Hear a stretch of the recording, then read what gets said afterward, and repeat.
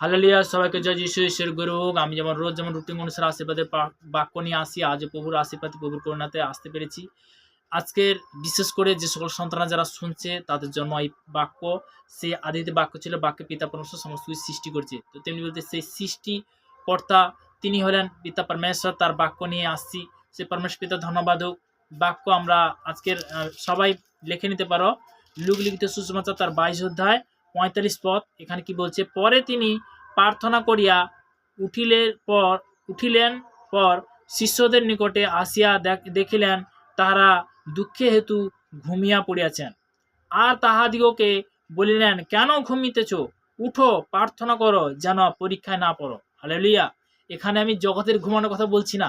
আমরা অনেক সময় অনেক সন্তান যে মনোদুঃখে, চিন্তা, বিভিন্ন দিক দিয়ে শয়তান আটাক করে, বিভিন্ন দিক দিয়ে কি করে শয়তান আটাক করে। তার কাজ হলো এইটা, সে হলো মিথ্যাবাদী। সে শুধু কি করে?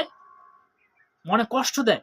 তো আমরা বলতে কি করব? যে প্রভুর বাক্য অনুসারে আমরা কি করব? সকাল দুপুর রাত্রি 3 টাইম আহার গ্রহণ করি। তো আত্মিক আহার গ্রহণ করব, আত্মিক বচন গ্রহণ করব।